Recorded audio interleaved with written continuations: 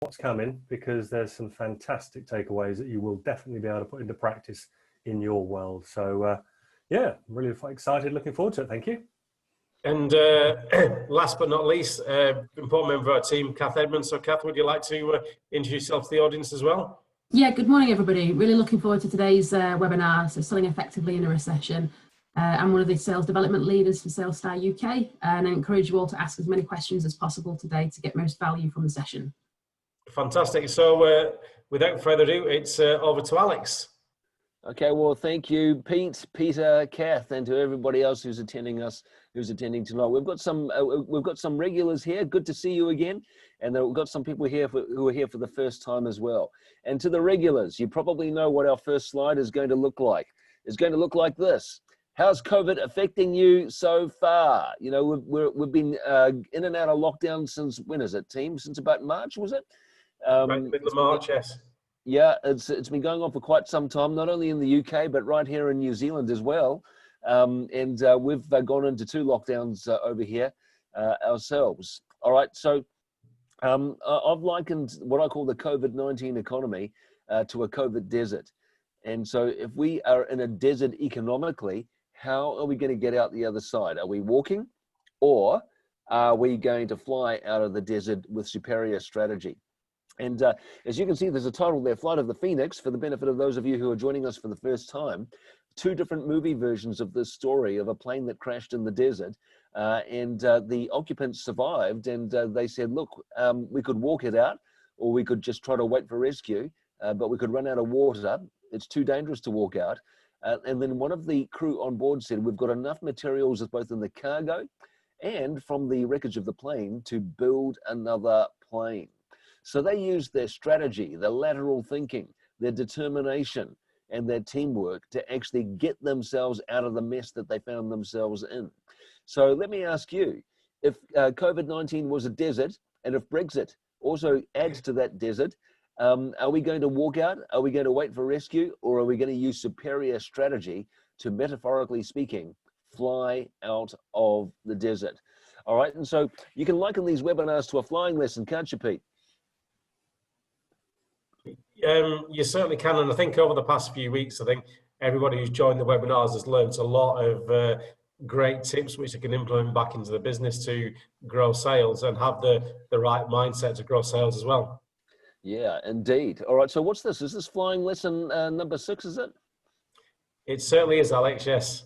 Okay, well, in this particular flying lesson, to fly out of the desert, metaphorically speaking, we're going to be taking a look at selling effectively in a recession. Peter Cooper, now I understand that the UK is officially in recession now. Is that correct? That is correct. Yeah, we've had a couple of quarters now of negative growth. So that is the definition. And yeah, we're currently looking at another level of regression on lockdown from Monday, where no more than 6 people can meet. So yeah, we're not out of the woods just yet either. So yeah, there's bumpy times ahead. Yes, I was just watching BBC World News while I was at the gym this evening. I just came back from the gym before this webinar, and while I was watching the news on the TV inside the gym, they were saying that Boris Johnson has upped the ante on the Brexit talks as well, threatening to basically recant on some of the things that they previously agreed to. So that's sent the jitters up a few people, hasn't it? Yeah, more uncertainty, and you know, we know that the markets love a bit of certainty, but that does seem to be the one thing they can't get right now. So it's interesting what impact that may be having on some of our customers' buyers. Mm-hmm. Yeah, indeed it is. Business needs certainty, and you know what is certain? You can't control the government, you can't control the European Union, you can't control COVID, or you can do your best in order to make your contribution, obviously, but you can't do that single-handedly. The only thing you can control is yourself. Heck, you can't even control your kids, all right? The only thing you can control is yourself. And so what we're going to be talking about over this next hour is what we can do in order to implement superior strategy to get us out of this COVID desert and to sell effectively during a recession. Isn't it interesting, Pete Evans, how, you know, when you look at past recessions, there are the majority who sort of either do okay they don't do spectacularly. And of course, there are those who go bust as well, sadly. But in addition to that, there's always this minority of companies that seem to, metaphorically speaking, again, fly out of the desert. And I wonder if any of our listeners have ever just stopped and pondered and reflected and wondered what makes these companies different. What do you think? Yeah, I mean, in the conversations we've been having with clients and prospective clients over the last 6 months, I think you've mentioned about you can control what you can do. You can't control the economy. You can't control the impact of COVID. We certainly can't control, what Boris is going to decide about the Brexit negotiations. But I think what's interesting is that those businesses that are telling their customers and prospective clients that they're open for business seem to be doing far better. We know in the last quarter, and you mentioned about, we are in a recession in the UK. GDP fell by 20.4%, which is a massive fall. Now, you could read into that and say, well, should we be open for business? So although your market might be declining, you can actually take steps to increase your share of a declining market. And that's what we're talking to our clients about as well. But it needs a strategy and it needs a clear process. And I think if you just focus on survival and don't have a growth mindset, that's what's going to happen. Yeah, and absolutely. I was listening to a thought leader by the name of Simon Bowen, and he was saying that there are those who go run and hide, and they generally don't do very well. Sometimes they sadly go under. There are those who watch, and there are those who actually take proactive strategic steps to take advantage of the situation. And he said that when you look at past recessions, you see a pattern where they all seem to be tracking along the same line of growth. They're not actually, they're not actually showing any proactive growth until we get to the end of the recession. And then suddenly, those who are strategists, their strategies begin to kick in while everybody else goes down. Interesting when you look at the history of recessions, when you see the patterns of those who apply strategy versus those who do not. But anyway, we're going to be looking at strategy tonight. And if you want to know the answer to the COVID economy, then you're looking at it right now. This infographic is called the 9-Step High Performance Pathway. And every webinar that we do on Rock the Recovery is focusing on one of these steps, sometimes several of these steps as well. And so this morning, I should say, I'm on New Zealand time here. This morning, we're going to be focusing on step number 8, which is developing skill set. All right, so how do you sell in such an economic situation? Because people are talking about slashing and burning. People are talking about cutting back on discretionary expenditure. People are talking about maybe price issues. I wonder, Kath, if we could maybe just get the pulse of our viewership right now with our friends who are logged on right now. What are they experiencing the most? Which of these options best describes our friends who are logged on right now? Could it be that sales are dropping overall? Could it be that sales deals are protracted, are stalled, and there are protracted decisions? People are taking longer. That certainly happened in the last GFC. Customers, maybe they're hard to get hold of because they're too busy. They're quite often they've downsized, and the ones who are left are suddenly a whole lot busier. They can't see you. Could it be that commoditization has kicked in and everybody's trying to do you on price because they're trying to save money as well? And finally, the other choice is discretionary spending. As I mentioned earlier on, has it been put on hold or has it been axed? Have you suffered as a result of those cutbacks? So look, it could be something else, but ladies and gentlemen, please pick the answer that most closely describes your situation, the one that most closely describes it. Kath, are the answers starting to roll in? Yeah, they're starting to come in now, Alex. So it'll be interesting to see what the polls are going to say on this one. Okay, and what percentage of the answers have we got so far? How many? What percentage of respondents? We've got 83% of people attending have voted, so we're just waiting for a couple more people to vote. All right, let's give them the 5-second countdown, shall we, Pete? Yeah, certainly shall. Okay, so we'll close that poll, ladies and gentlemen, and 5, 4, 3. And could we close those polls, please, guys? And if we could get the answers displayed, that would be wonderful.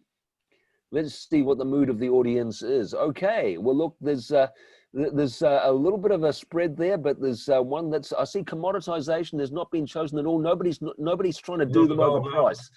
Yeah, that's good news, you know, because quite often what we've found in recessions is that buyers try to take it out on us so they can save money by making us cut our price, but nobody said that's a real problem. So that's really good. Peter Cooper, any analysis from you there? Yeah, the point around stalled deals and protracted decisions.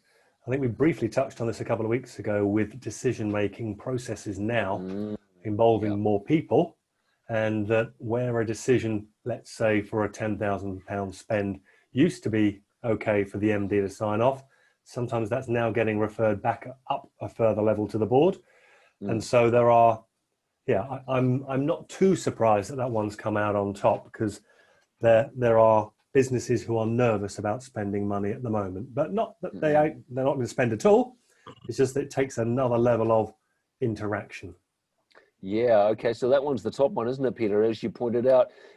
Pete, there's also a number of customers or a number of our listeners have said that the customers are harder to get hold of. We experienced this during the GFC of 2008, didn't we?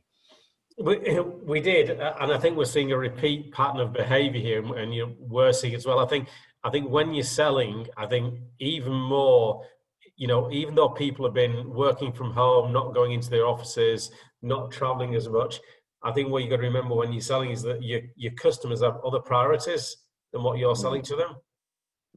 Lots of organisations are making people, are laying people off or making people redundant. So the people you're selling to are even busier, and they're probably doing a job and a half rather than just one job.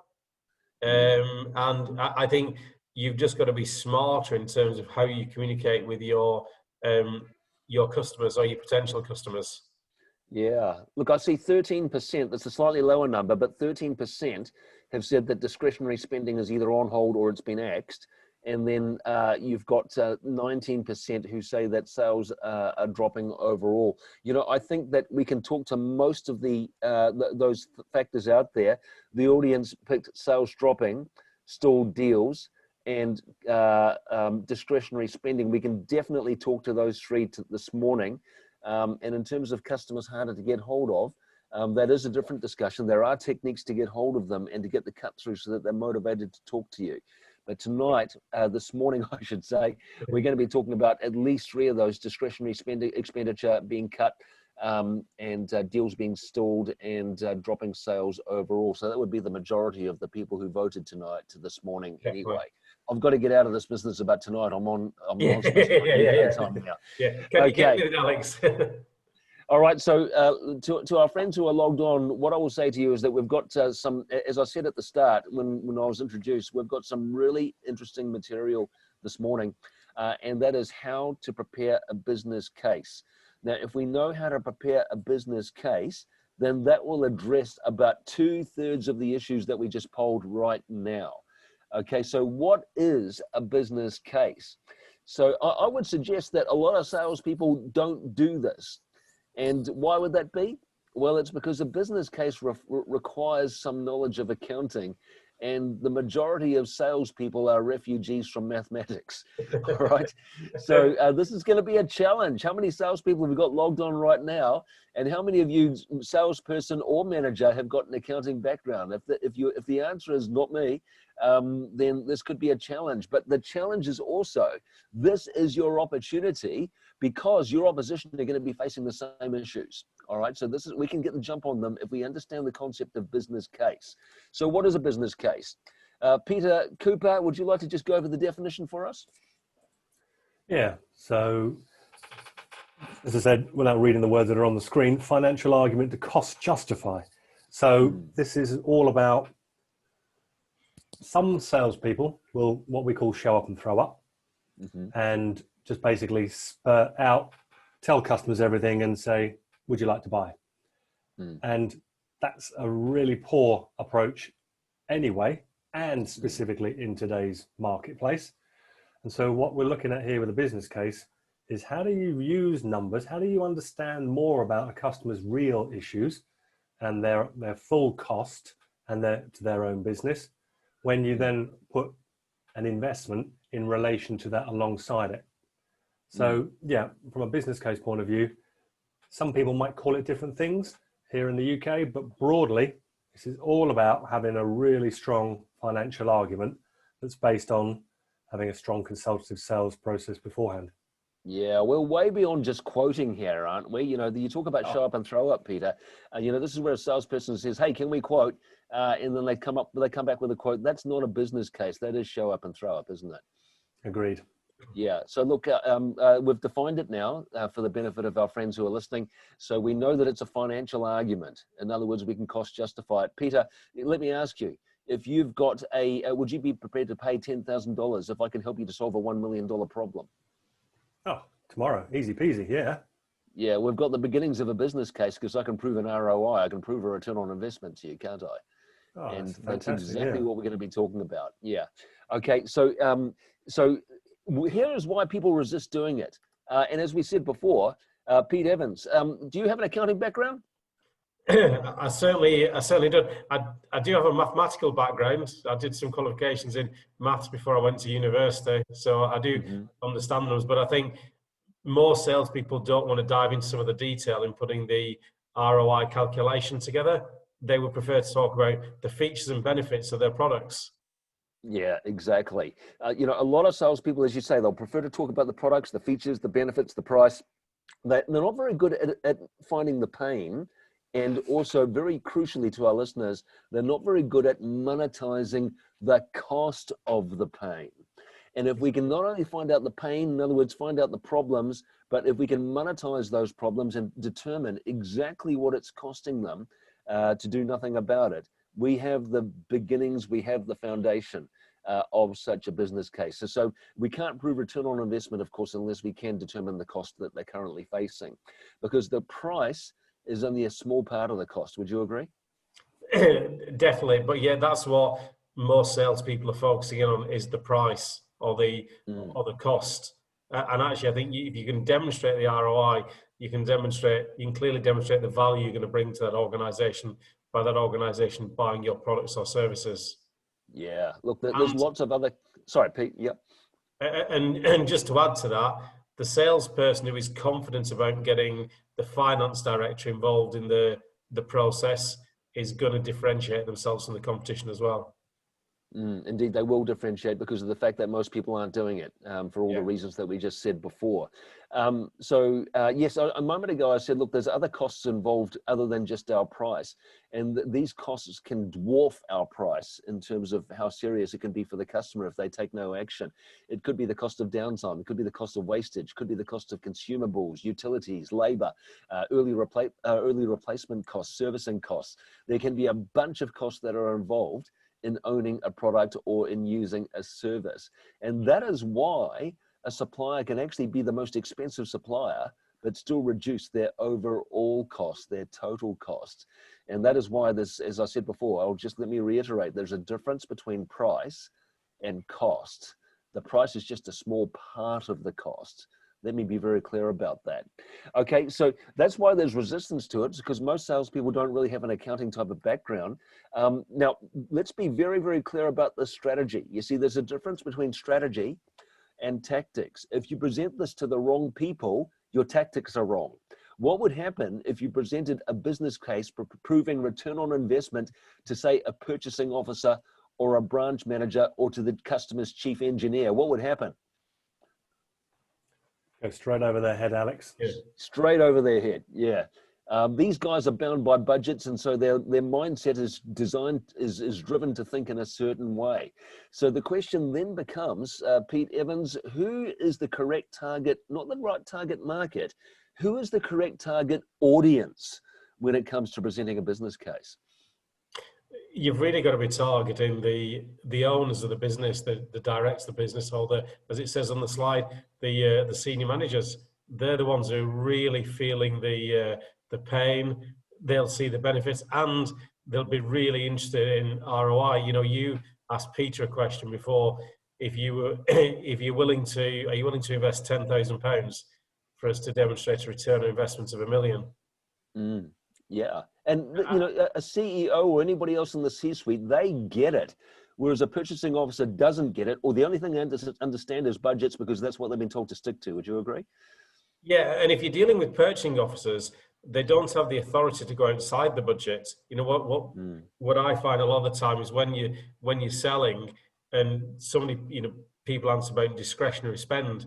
Often organizations have budgets, or they're willing to invest for things they haven't budgeted for if you can demonstrate a clear business case. Yeah, indeed. I don't know if many of you have read a CEO's job description. Some of you maybe are CEOs who are logged on right now, but typically at the top of a CEO's job description is this: enhancement of shareholder value. That is the CEO's prime objective: enhancement of shareholder value. In other words, the profit of the company, but which will obviously impact on the value of the shares. Now, how do we impact on that?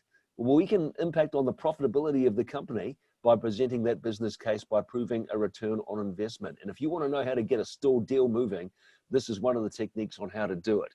All right, but look, here are the benefits. It promotes value over price. Remember, we said there's a difference between cost and price. The price is only a small part of the cost. So you can, if you use the strategy to approach the senior members of the client organization, it will be selling on the basis of value rather than just giving them a quote.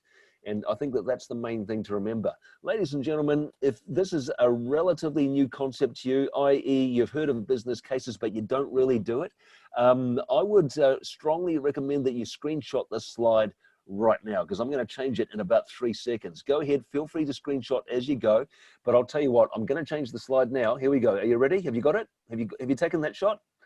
Okay, I'm going to change the slide right now, because this slide is definitely worthy of taking a screenshot, but don't do it just yet, because sorry, it is this slide. Okay, so don't do it just yet. Let me populate this first.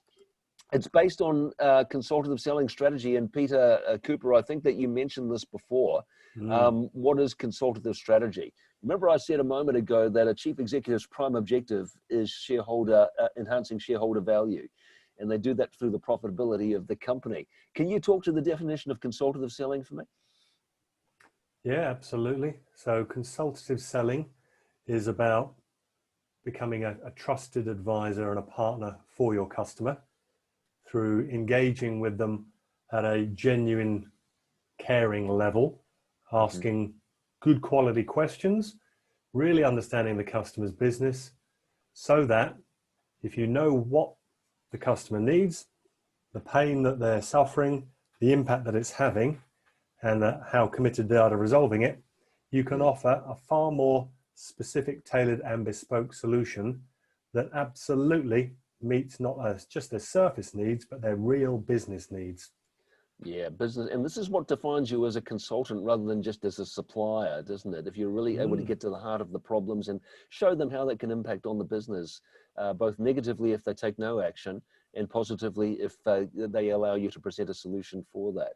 Definitely. Okay, so the whole thing, friends, is to base your strategy around what you see on the slide in front of you right now. Just those 3 lines. Don't let those 3 lines fool you. It's only 3 lines, but that is a highly strategic 3 lines. Would you agree, Pete Evans? Definitely. And I think linking it back to your comments about strategic, this is strategic selling. You've got to be having a completely different conversation with the people that you're selling to, because you're not focusing on price, you're focusing on bringing value to the organization. And some of the people that I know that are on the call, might be selling in a sort of selling what they perceive as commoditized, but actually we focus on I can help, by investing with us and using our products, we're going to help you reduce costs.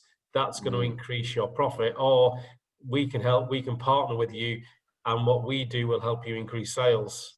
So it's you're having a very different conversation than just, oh, here's my product brochure. And here's my proposal.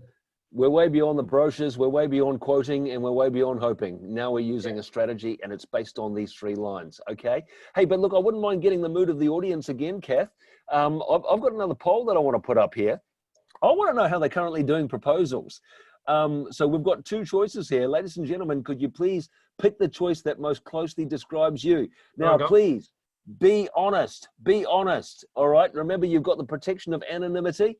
All right, so tell us what you're really doing right now. Are you doing option number 1, where you just where they choose you because you just outline the scope and you outline your products and your specifications, and then you present your pricing. Do you do it that way? Okay, now be honest. Or do you firstly discuss the problems, monetize the problems?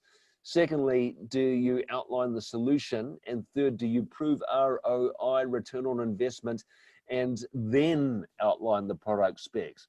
Please be honest and choose the answer that most closely describes you. Kath, are the answers coming in? Yeah, they're coming in now, Alex. A little bit more time though. Oh, sorry, Pete, you're reading the answers as they come in too, aren't you? Yeah. Yeah, okay. What percentage have we got coming through, team?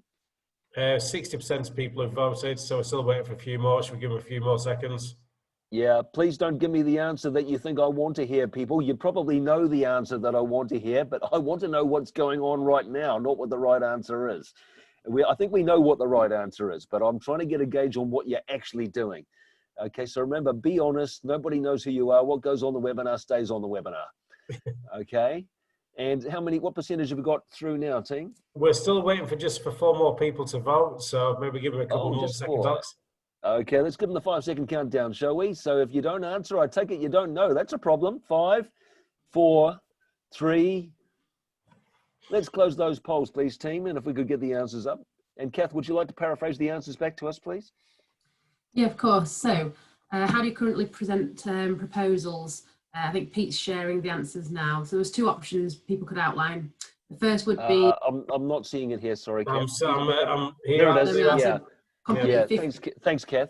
No worries, complete 50-50 split there, Alex. So I think there's a point there. So yeah, so 50-50 on both your first option and your second option. Okay, we do have a split, don't we, team? We certainly do. Very, very interesting results, Alex. Yeah, okay. There's a lot of honesty there. A lot of honesty there, Pete Cooper. Yeah, okay, that's great. All right, well, look, I'll tell you what. Let's give our friends an idea of what a business case should actually look like, and then we'll poll it again at the end and see what they think. How's that for a challenge? Yeah. Yeah. Okay. All right, so look, let's move on and talk about what it's all about then and how to actually put one together. All right, now, as we said earlier on, the whole thing is dependent on consultative selling, and that means it begins with questioning to find their pain.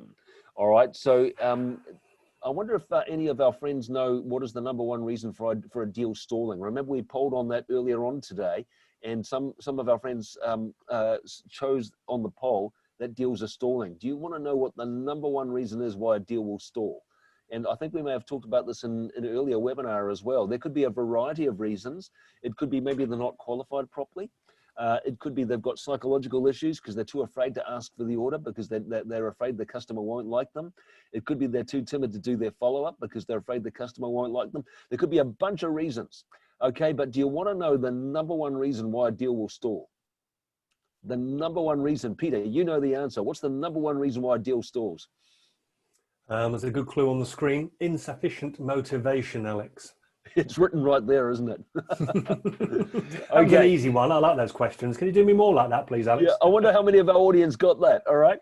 So insufficient motivation is the #1 reason. And that's why it says there, recession-ready people use that consultative selling process that we've been talking about to find the pain points, to find the real issues and the problems.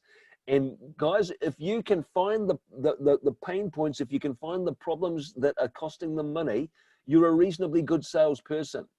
But guess what? If you're a ninja salesperson, you can not only find the pain points, but you can actually put a cost to it. You can monetize the cost of the problem. That's what a ninja can do. So I wonder if we're not polling the ninjas, but I wonder if we should poll how many of them out there consider themselves to be ninjas. 50% of them said they could do this. What do you think? Yeah, 50% ninja level. That would be fantastic if we got those guys on the calls. Yeah. Okay. Well, look, for those of you who have never met her, I want to introduce you to a character called Penny Wright. Now, Penny Wright has monetized the pain. She's taken her client, interestingly, his name is called Peter Payne, right? She's taken them through an entire questioning process, and I'm going to show you an excerpt of a reenactment of an actual situation that took place with a fire protection company. This is a true story reenacted. Okay, she gets to the end of the questioning process, and then what she does is she summarizes the total costs that she's been able to determine from the problems that she has discovered. Let's watch. So just to make sure that I fully understand the situation, you're incurring 20 hours of unnecessary downtime per year at a cost of $20,000 per hour. That equates to $400,000. Yep. Then there's $7,000 in fines plus $5,000 in reactive maintenance. So that totals $412,000 per annum. Is that correct? Yeah, that sounds about right. That's an awful lot of money now that we're breaking it down. How do you feel about such a high cost to your business? Actually. How motivated are you to resolve this? Wow. Has she, why do we know she's got a motivated customer? Peter Cooper? Because he's absolutely mortified because she's been able to play back to him a big number that he's more than upset about, hence the need to bleep out some of what he's saying. Yeah. Now, look, I happen to know that we have some people on here who have a high moral and religious standard who are attending today. Okay. And to those people who are of that ilk, I know that you subscribe to a higher standard of behavior, and congratulations for keeping your morals high. But I make no apology for that reenactment, and here's why. For your benefit, we beeped it out, by the way. But here's why it's important to understand this concept. Your customers, if they are highly motivated and if they are feeling the pain, might start to utter profanity that you would not want your mother to hear. All right. But ironically, this is a good sign because it shows that they are motivated, that they are in pain. That's the irony behind it. Okay, so, but do you think that she gave it, Pete Evans, do you see how she gave this breakdown summary? She's obviously took notes of the earlier questioning phase, which we did not play.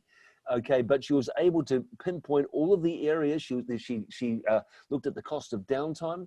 She looked at the area. She looked at fire department fines. She looked at reactive maintenance by the incumbent, her opposition. She was able to monetize every single pain point and then total it up, wasn't she? Yeah, and she did an amazing job of summarizing it, and you know she's really got Peter to feel the pain points. You know, and I think that's really crucial. But she's going through it in a logical way, and she's summarizing it back to him, and she's really making people think. She's not focusing on the price point. She's really summarizing the pain through the questioning process, and I think it's a great job. He's got a problem with $412,000. She's going to charge him a few $1,000s, and she's $3,000 more expensive Mm. than the incumbent. Now, if that's just a straight quote, she'll lose, wouldn't she? Because if it's a quote shootout, she'll be dearer, right? Definitely. Yeah. And I think this is really part of the problem is that it comes back to what we said, more salespeople are focusing on the quote and the price. They're not identifying the pain. Rather than the total cost. Yeah. Yeah, indeed. All right, so look, how do you actually draw up a framework that resembles a business case? That would be a question that we would be wondering. We've got the answer in front of you here. Once this slide is fully populated, this will be another one that you're going to want to screenshot because this is the answer to everything, all right? Now, as you can see there, we've got a framework there that's made up out of 4 parts. We've got the situation analysis, we've got the proposed solution, we've got the cost-benefit analysis, that's an accounting term, and then we've got our appendices. Now, what I'm going to show you is how you actually populate each one of those areas there. Now, if you were to do this in writing in the form of a proposal, these 4 points would become your principal chapter headings, perhaps preceded by an executive summary, but they would be your principal chapter headings. Now, if you were to deliver this verbally, your verbal delivery would still follow this framework as a guideline. So either way, whether it's verbal or in writing, the recommendation is follow this framework. Now, if it's a written document, such as a proposal, you would have several subheadings under the first chapter heading. So if the first chapter heading is situation analysis, what are those subheadings? Well, here it is here. Firstly, we give a bit of background there. So Pete Evans, do you want to just talk to that? Yes. So in terms of the situation analysis there, do you want me to just talk about the situation analysis or the other 4? Just the situation analysis, yeah, those subheadings underneath. These are what we call fact-based questions. So you start off, you've got to have some backgrounds, in terms of situational questions, and in terms of the gap analysis. Really, what you're doing here is you're really getting into the pain points of the customer. We find that average salespeople are really good at asking situational questions. So they'll be able to ask some questions about, you know, growth targets for the business, margins, but they won't be able to create the pain like Penny has. And that's through asking questions. And obviously, you know, what she's done there is, if you're asking the implication questions, so you're monetizing the cost. And also, we find it's really important to ask your customer what their objectives are. Yes, indeed. We can table some objectives. What we didn't show is that Penny proposed an objective of a 50% reduction in false activations, which was the cause of the cost. Okay, so she was looking at a 50% reduction as a minimum objective, and that still represented a saving of $200,000. So it was still worthwhile. But yeah, you're right, Pete. After that, she could then pose to the customer, you know, well, what are there any other objectives you want to add to that?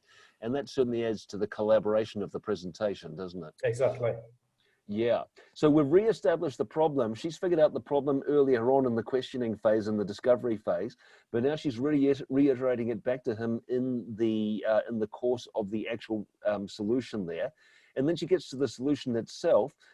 Peter Cooper, she's offering him 3 different options, 3 different configurations, and they'll probably have different prices as well, like an entry-level price, a popular price, and a premium price. Why does she do that?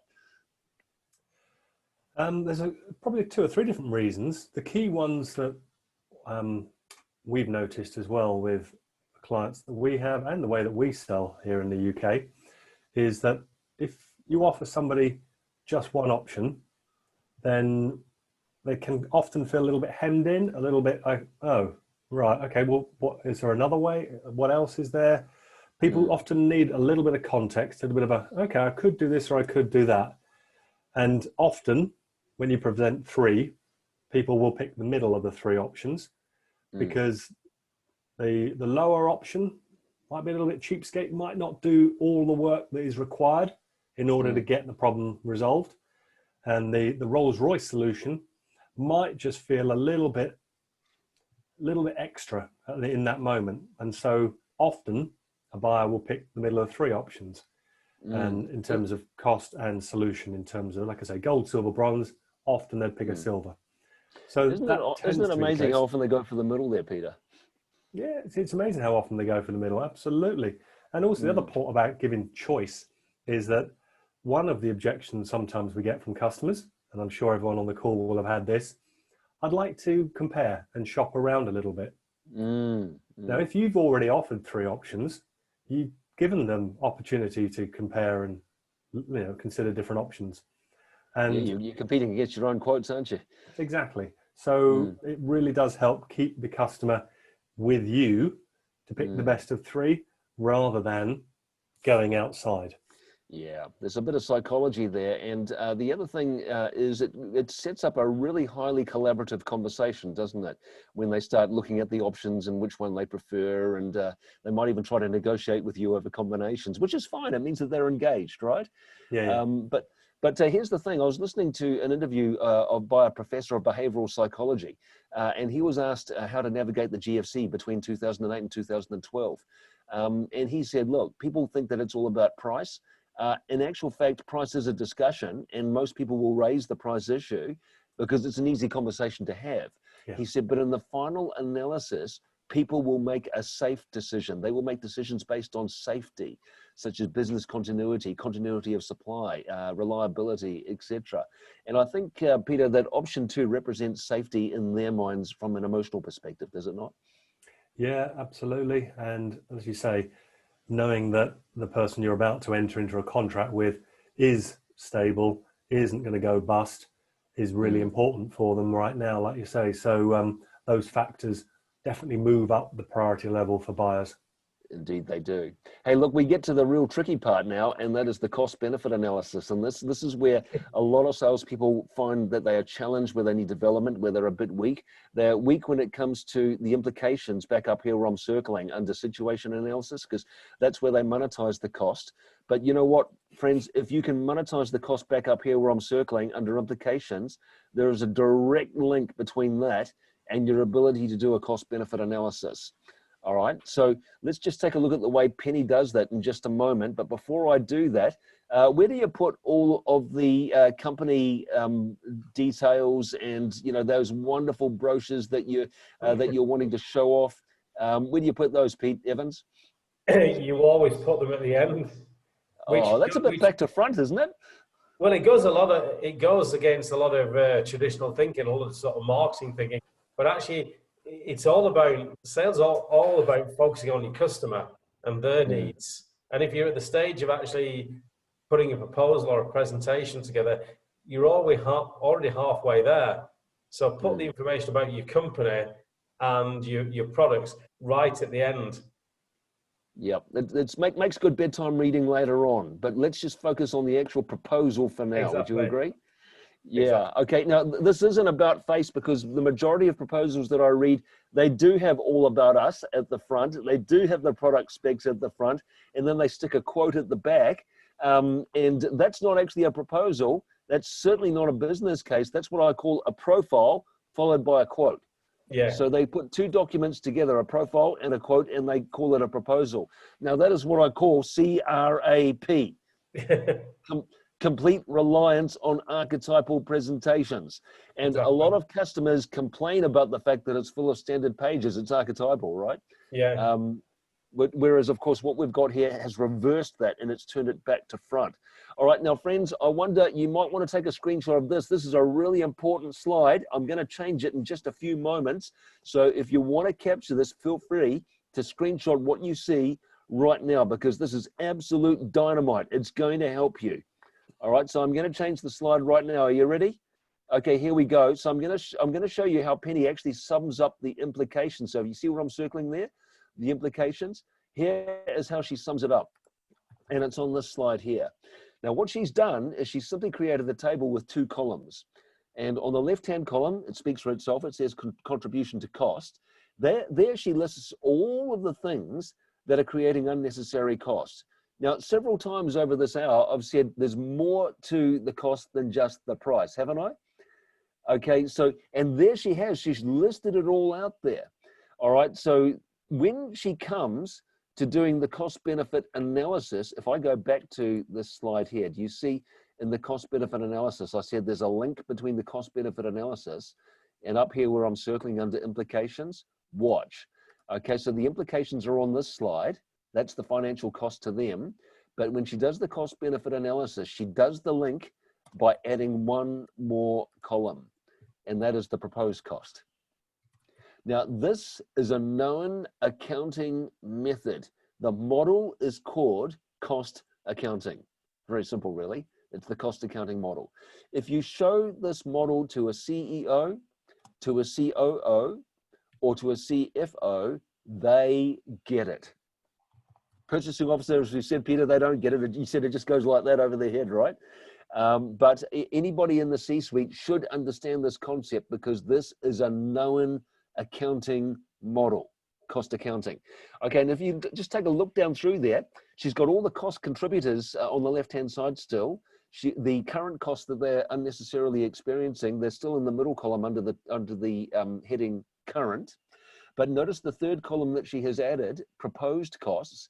As you can see, she's looking at halving the service call-out fees by the incumbent, because they set an objective of cutting the activations, in other words, the problem, down by half. Okay, she's also proposed a one-off $5,000 spend, which they're currently not spending, so she's now adding to their expenditure on top of that. Take a look at the service contract fee, which is what she's really after. The incumbent is $5,000. She's $3,000 more expensive at $8,000. Pete Evans, remember I said a few moments ago, if that was a straight quote, she would lose, because she's Dara, right? She would definitely lose. Yeah, but she's not focused on the price. She's not focused on the price. The price is in there as part of the cost, But then take a look at the other costs. They're getting fines from the fire department of $7,000. She's been able to cut that back to 2 with the objective of cutting the activations down in half. Look at the downtime, Pete Cooper. I mean, that's a biggie. I mean, that's why we heard that profanity coming from her client, whose name incidentally is also Peter. Yeah. I mean, that downtime is huge, is it not? Oh, it is. And, $400,000 a year in downtime for faulty issues. I mean, it's just, really making a difference. And I think she's been quite conservative with 50% in terms of reduction. I think she knows in her heart of hearts that the installation of these thermal detectors will more than improve it by half. But for some reason, she's only gone for half. Surely she should make that even lower and make it look even better, Alex, don't you think? Yeah, she's under-promising and over-delivering, isn't she? Yeah. But half is still $200,000 saving. It's still worth as well, isn't it? Oh, absolutely. Yeah.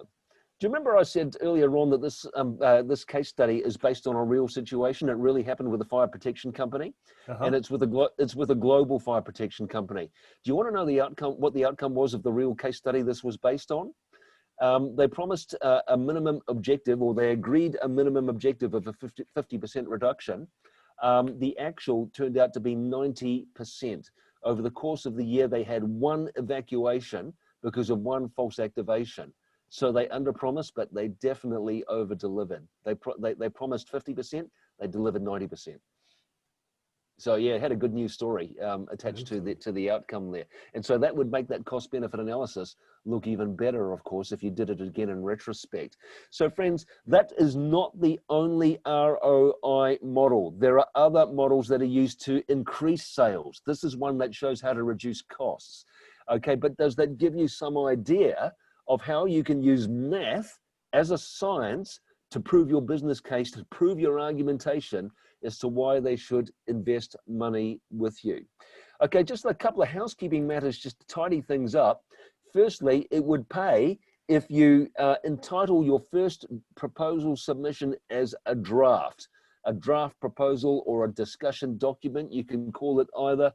Pete Evans, I think that just it protects you in case you don't quite get it 100% right first time. Would you agree? Definitely, and I think it also shows that you're aiming to partner with a client. It's a discussion document, and I think if you publish it as a draft, if there are any errors or omissions, I think you'll find your prospect or your client is far more forgiving. If it's a final document and it hasn't been spell checked properly, or you've missed out something critical, I don't think your prospect is going to view you very highly. I am amazed how many times when I've presented these proposals where I've said to the prospect, look, I need you to check this with me because I've only had about an hour's meeting with you beforehand, so hopefully I'll get everything right. Can you go over this with me to make sure I'm on track and that I've estimated the cost properly? And when they give you corrections, they are giving you confidential information because they're actually confirming what the actual cost is. And when, of course, they start sharing that confidential information with you, you've got competitive advantage because they trust you. Yeah. Okay, so call the first one a draft or a discussion document.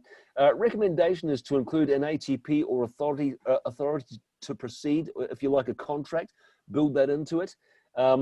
If you're going to make projections, better have a disclaimer in there. What do I mean by disclaimer, Peter Cooper? It's a fairly standard term in business and with buyers as well. So they'll be used to this. A disclaimer just says, this is based on all that we know today with the information given with our best assumptions. However, because there's so many factors in life that are going on, you can't be absolutely nailed to the mast for it, should something maybe change over time. So it's just a way of making sure you're not held up against something and end up with some big legal fight further down the line. Yeah, and with disclaimers, people know, customers know there are things that are not out of that are not under your control. It could be external economic environments, it could be or influences, it could be competitor activity, it could be that that people on their own team have not implemented correctly. There can be a bunch of variables that are out of your control. But you know what? The customer doesn't mind reading a disclaimer because they probably have disclaimers in their own terms and conditions. They read them all the time. But look, this next point, panel. This is really important. How many times have we seen customers who said, oh, thanks, Pete, those are great ideas in this proposal. I'll tell you what, I'll steal all of your ideas and I'll put it out to tender. How about that? The way to protect yourself from that, and it's not an ironclad guarantee, but it just makes it harder for them. It makes them think twice, and that is to get them to sign a confidentiality agreement first. Would you agree? Definitely. And I think I've experienced where I've put some detailed proposals together for a prospect. The prospect hasn't gone ahead, and then you find out that actually they've gone to somebody else, and 6 months later, the other supplier is actually using your content.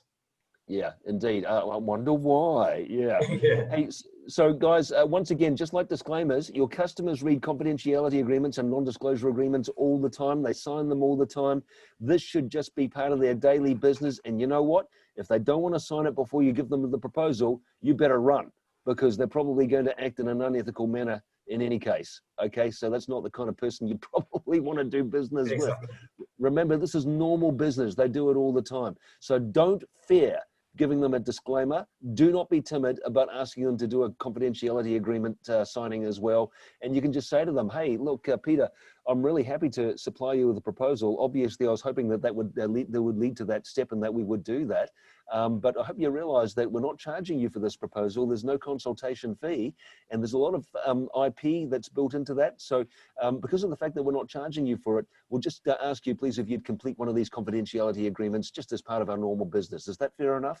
And guys, Absolutely fine. 9.9 times out of 10, they'll sign it. Yeah. Okay, you know what? Again, if they don't, run. Okay, and remember, people, this forms the basis of a contract, particularly the recommendations page or the recommendations section. And of course, you're going to recommend option 2, either that or a pilot or a trial of some description. All right, so does that give you a few ideas on what a real business case looks like, as opposed to just a quote? Interesting. I picked up a note here from Mike on the chat. He says this is common sense, but then again, common sense is not common in sales departments. He said. So, Mike, I'm afraid you make too much sense for me to fight that one. Yeah. Indeed.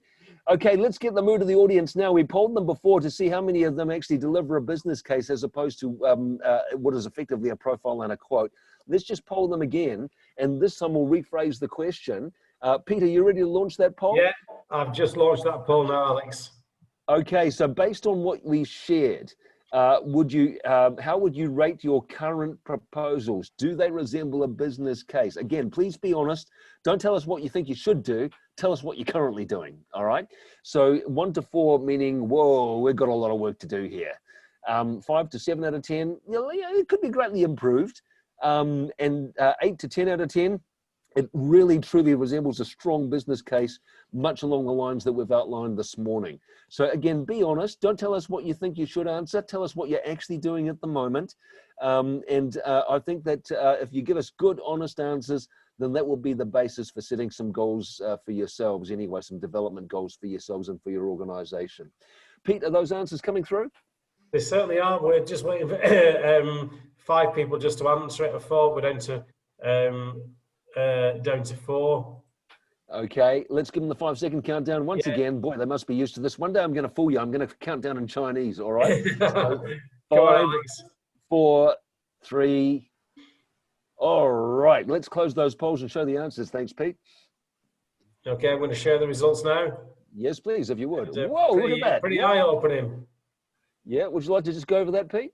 Yes, certainly. I mean, I was going to say that the big winner is people feel that the proposals could be greatly improved, so they resemble a business case. A couple of people said that their proposals do resemble a strong business case, and a couple of people think that there's lots of work to do. So I think this is a big takeaway for ourselves as a result of this, is that people need to think that they need to revisit the proposals and how they present them to prospects and customers. Yeah, okay. So interestingly, Peter Cooper, earlier on we polled, we said, do you follow this format? Do you follow that format? Format 1 was the commoditized approach, where you just talked about your products and priced it up. Format number 2 is the business case, and we got a 50-50 split. It's looking a bit different now, isn't it? Certainly is, It Alex. sure is. Yeah, I think sometimes, Alex, once people get sight of what does good really look like, you kind of reassess and you go, okay, so I thought I was doing pretty well, but actually, do you know what, how much better it could be if we were able to do it this way. And hopefully now that we've shown people an even better way, then they've got a greater chance of winning more deals in the weeks and months ahead. Friends, if you would like to know more, because I said there's other ways of doing this, what we gave you is the framework. We said there's different models for the cost-benefit analysis, etc. If you want to know more, maybe you've got a deal-specific situation coming up with a specific opportunity, get in touch with your Sales Star high performance coach. You're looking at one of them now. His name's called Peter Cooper, and Pete Evans. You've got other high performance coaches there within the UK with impeccable credentials. Yeah. Certainly. Okay, so reach out. Yeah.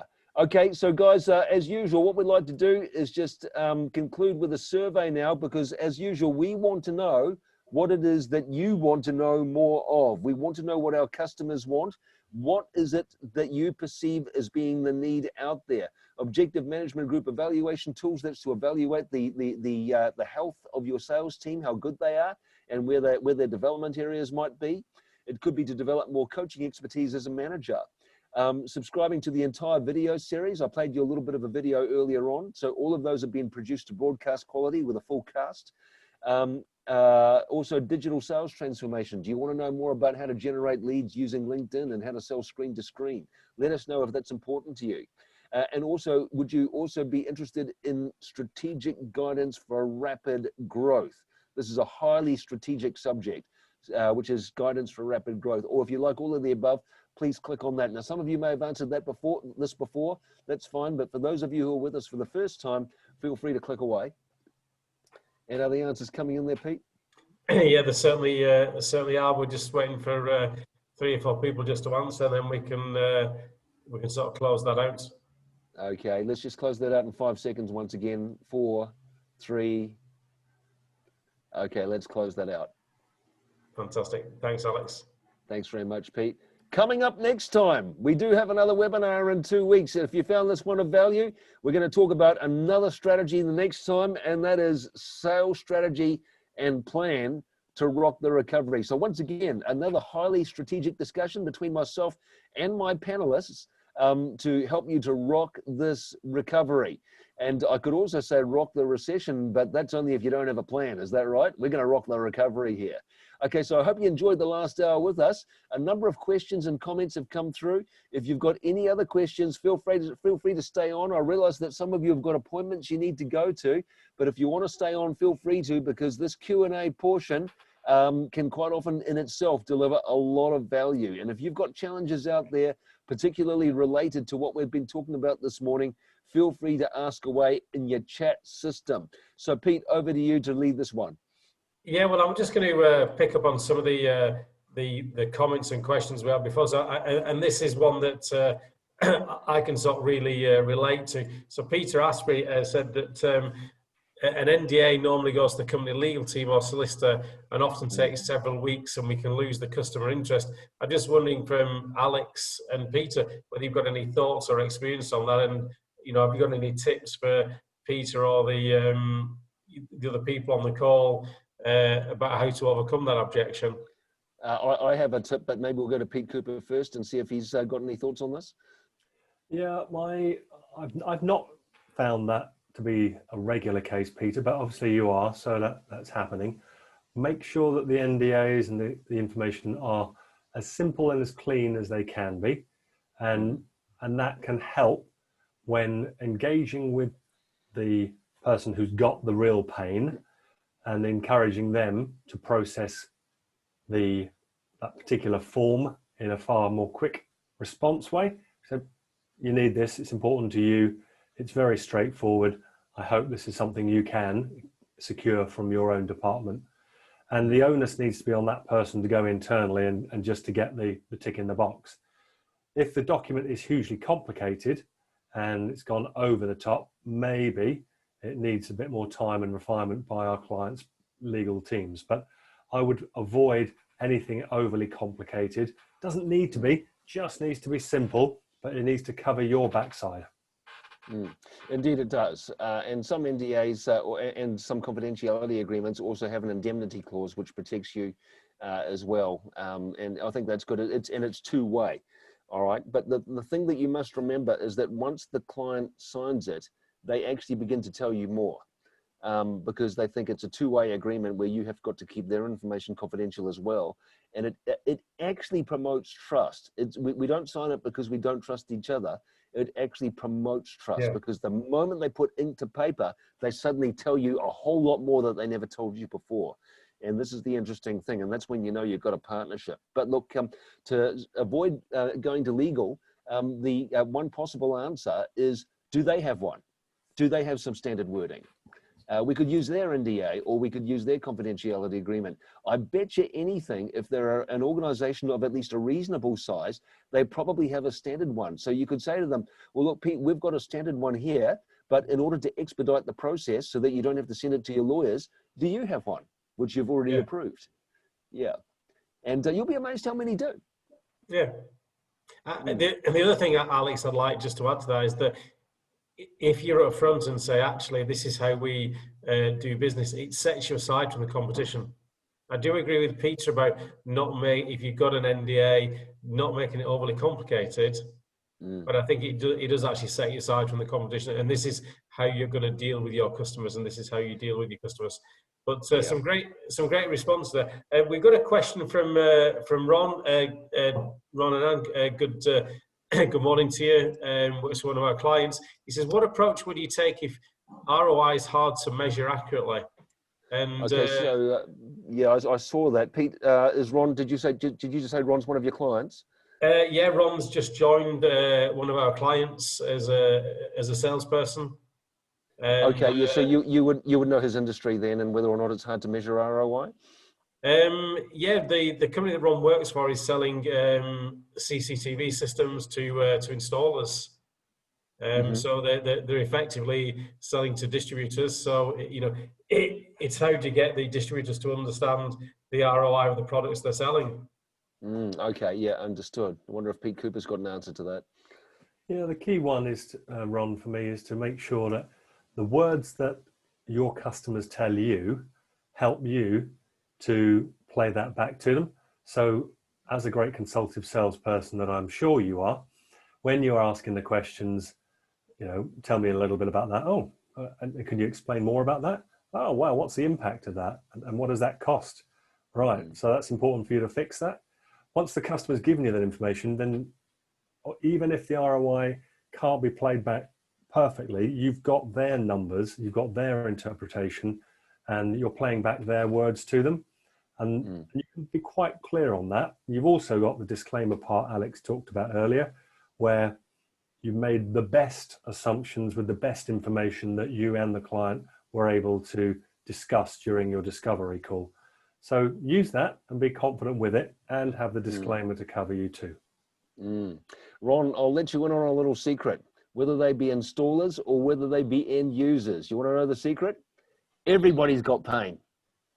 Everybody's got pain. Installers, they have their pet frustrations, they have their pet peeves, they have their pet annoyances, and they've got their share of things that go wrong. Trust me, they do. Everybody's got pain.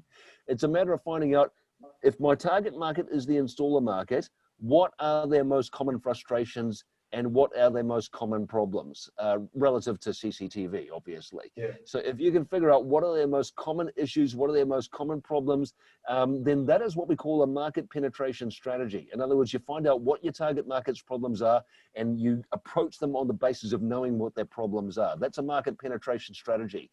So figure that out. That's the first thing. That's finding the pain. But remember, ninjas can monetize the pain as well. And that comes back to what Peter Cooper was just saying about asking certain questions to figure out. It could be they've got installation issues because of the complexity of a mount, or maybe they've got issues with resolution, so you can't identify the perpetrator. It could be that the customer has got nighttime visibility issues and poor lighting because the camera's not powerful enough, or it could be that they're just putting them in the wrong locations, like in that blind spot in the back of a petrol station. Okay, so, you know, there could be a bunch of things that installers find extremely frustrating. Hey, it could even be logistics, like I can never get the supplies that I want on time. Well, how much does it cost you when you hold up a job? There could be a bunch of pet frustrations that they have. Ron, find out what it is. Yeah, so we've got time for one more question if anybody wants to type in a question. If not, we're all going to sort of sign off, and we appreciate people who've got a sort of busy schedule ahead of them as well. So if anybody wants to type in a last question, more than happy to share the expertise of the panel. Please don't be shy. And I'll give it 5 seconds. We know we're not seeing another one. So I'd just like to thank Alex and Peter, the great contribution this morning. We will be distributing a recording of this morning's webinar later today, and we'll see you all again in the next webinar in a couple of weeks' time. Can't wait for that one. Thank you for joining us, team, and we'll see you next time. Thanks for joining us. See you in a couple of weeks' time. Great to have you on Cheers, board, guys. See ya. Cheers, guys. Bye.